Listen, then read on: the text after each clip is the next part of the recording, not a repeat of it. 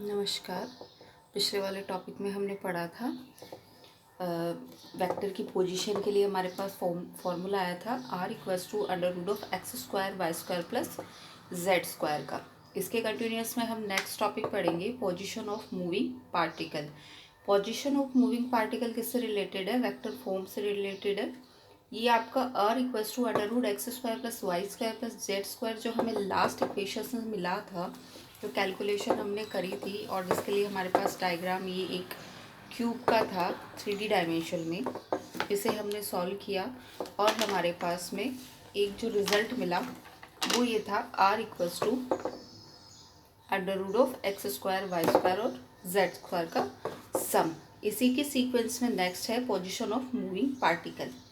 अगर कोई भी पार्टिकल है वो टाइम के साथ में अपनी पोजीशन चेंज करता है P1 से P2 तक, तो उसका जो पोजीशन वेक्टर होगा उसे हम r से डिनोट करेंगे और वो किसका फंक्शन होगा? t का फंक्शन होगा। कण के विस्थापन को सदिश P1 P2 जो आपका सदिश वेक्टर निकलेगा वो निकलेगा R2 माइनस R1। ये कोऑर्डिनेट सिस्टम में हम देखेंगे एक्स वाई जेड कोऑर्डिनेट है। एक वेक्टर है, अगर कोई पार्टिकल की इनिशियल पोजीशन P1 पे है और उसकी डिस्टेंस यहाँ से डिस्टेंस पोजीशन R1 है और वो पार्टिकल टाइम के अकॉर्डिंग P1 से P2 हमारा अपनी पोजीशन चेंज करता है और उसका पोजीशन वेक्टर कहलाता है R2। तो यहाँ पर टाइम के साथ जो वेरी हुआ है उसके लिए T1 तथा T2 समय पर कण की स्थितियाँ जो है वो P1 से P2 की ओर चेंज हो जाती है और उनके वेक्टर जो है वो R1 से R2 पर चेंज हो जाते हैं।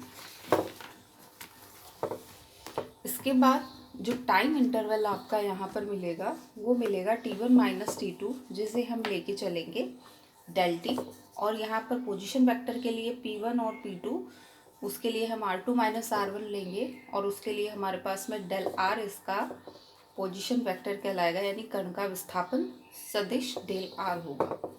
कण के वेग के लिए हमें पता है कि स्थिति के साथ परिवर्तन की जो दर होती है आपकी वो क्या कहलाती है? वेग कहलाती है। यहाँ पर v वेक्टर जो हम लेंगे वो R2 minus R1 upon T2 minus T1 लेंगे, स्थिति बटे हुए समय। स्थिति का वेक्टर पोजीशन हमने डेल आर यहाँ पर लिया है और समय का वेक्टर पोजीशन हमने यहाँ पे डिफरेंस जो लिया है वो डेल टी लिया है। ये जो डेल टी है अगर इसको हम बहुत ही माइक्रो में लेके चलें, यानी ये जो समय अंतराल है वो डेल टी टेंड्स टू 0 हो, तो स्थिति परिवर्तन की जो दर है वो इंस्टेंटेनियस वेलोसिटी यानी तात्क्षणिक वेग आपका ये कहलाएगा, जिसे हम सिंपली वेलोसिटी कहते हैं। और हर जगह उसे वेक्टर v को limit del t tends to 0 से del r by del t से हम डिनोट करते हैं। डिफरेंशियल की डेफिनेशन से जो limit del t tends to 0 जब हम del r by del t पे निकालेंगे तो डिफरेंशियल पोजीशन हमें यहाँ पे मिलेगी d r by d t, जो कि किसकी फॉर्म है? यहाँ पर वेलोसिटी की फॉर्म है। Vector v equals to d r by d t हमें यहाँ से मिला है। यदि कण का वेग समय के सापेक्ष परिवर्तित हो रहा है तो कण की गति जो है वो क्या कहलाती है? त्वरित गति कहलाती है। और ये जो वेग परिवर्तन की दर है उसको हम क्या कहते हैं? त्वरण कहते हैं। त्वरण एक्सेलरेशन आपका यहाँ पे ये कहलाएगा। माना T1 और T2 समय पर कण के वेग जो है वो V1 और V2 है, तो वेलोसिटी में जो चेंज आ रहा है वो V2 माइनस V1 आ रहा है और उसे हम यहाँ पर वापस अगेन सेम कंडीशन है जो कि हमने पोजीशन वेक्टर के लिए लिया था। ऊपर पोजीशन वेक्टर के लिए हमने R2 माइनस R1 जो डेल R लिया था पोजीशन वेक्टर, वही चीज़ हम यहाँ पे रिपीट करेंगे। V2 minus V1 velocity vector हम यहाँ पे लेंगे। टाइम डिफरेंस के लिए समय अंतराल T2 माइनस T1 अगेन हमने डेल टी लिया है। त्वरण की डेफिनेशन हमने पढ़ी है, वेलोसिटी में जो चेंज होता है उसकी रेट यानी V2 minus V1 upon T2 minus T1, जिसे सिंपली हम आम भाषा में 9th-10th से पढ़ते आ रहे हैं V बाई टी। इसका हमने position vector del V by del t लिया है। ये हमने ऊपर ही कंसिडर कर लिया था कि T2 माइनस T1 को हम डेल टी लेके चलेंगे एक टाइम डिफरेंस, और V2 माइनस V1 को हम डेल V लेके चलेंगे। यहाँ से हमें वेक्टर फॉर्म में जो एक्सेलरेशन मिलेगा वो क्या मिलेगा? सदिश a, यहाँ पर त्वरण है, और del v by del t यहाँ पर a इक्वल्स टू हमें मिला है। वही कि अगर समय अंतराल सूक्ष्म हो यानी टाइम इंटरवल अगर हम कहीं भी बहुत छोटा लेते हैं, जिसे हम डिनोट करते हैं मैथमेटिकल लैंग्वेज में कि डेल्टी टेंड्स टू 0 है, तो वेग के परिवर्तन की जो दर है वो हमें यहाँ पे त्वरण देगी, और वो जो त्वरण है वो हमारा अगेन क्या कहलाएगा, इंस्टेंटेनियस एक्सेलरेशन कहलाएगा, जिसे हम यूजुअली एक्सेलरेशन कहते हैं। ये त्वरण की परिभाषा हमें यहाँ से मिल जाएगी कि E इक्वल्स टू हमारे पास में क्या होगा, dv/dt होगा। लिमिट यहाँ पे हमने लगाई है डेल्टी टेंड्स टू 0, किस पर लगाइए, डिफरेंस dv/dt पे लगाइए, rate of change of in velocity पे। यहाँ से हमें dv/dt हमें फाइंड आउट हुआ है। पोजीशन वेक्टर में के साथ में अगर हम इसे लेंगे, यानी ये जो हमें फॉर्म मिली है वो किससे मिली है, वेलोसिटी फॉर्म में मिली है। इस वेलोसिटी फॉर्म को अगर हम पोजीशन वेक्टर में चेंज करेंगे, सदिश रूप में जो हमें यहाँ वेग में मिला है वही सदिश रूप हम यहाँ पे स्थिति के आधार पे लेंगे, तो यहाँ से जो त्वरण एक्सेलरेशन का मान है वो हमें क्या मिलेगा, डिफरेंशियल ऑफ dr/dt। कैसे चेंज हुआ है, ये जो dr/dt है वो कौन सी फॉर्म ली है मैंने, v की ली है, जो हमने ऊपर ऑलरेडी निकाला था कि जो v की वैल्यू होती है वो क्या होती है, v इक्वल्स टू dr/dt।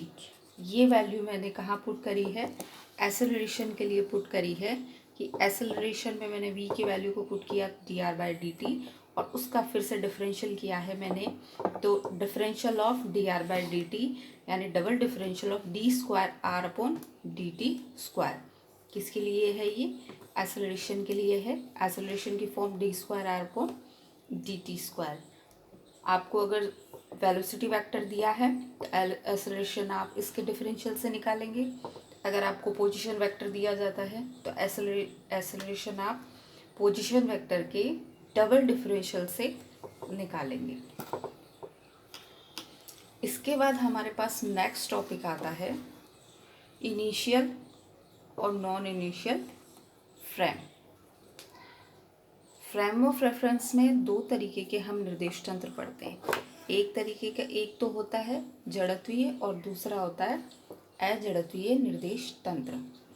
जड़त्वीय निर्देश तंत्र और अजड़त्वीय निर्देश तंत्र में मोटा मोटा डिफरेंस ये है कि जो जड़त्वीय निर्देश तंत्र है उसमें न्यूटन के सभी लॉ अप्लाई होंगे, और अजड़त्वीय निर्देश तंत्र में न्यूटन के नियम हम लागू नहीं कर सकते। इसको हम परिभाषिक तौर पे पढ़ेंगे कि जड़त्वीय निर्देश तंत्र क्या है।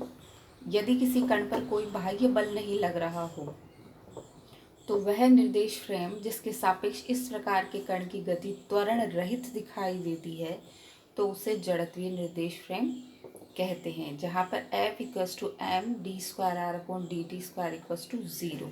ये फॉर्म आपको समझ में आ गई होगी। यहाँ पे F equals to m a है, ये हम जानते हैं द्रव्यमान इंटू त्वरण। यहाँ पे त्वरण को हमने पोजीशन वेक्टर स्थिति सदिश के रूप में लिखा है d²r/dt²।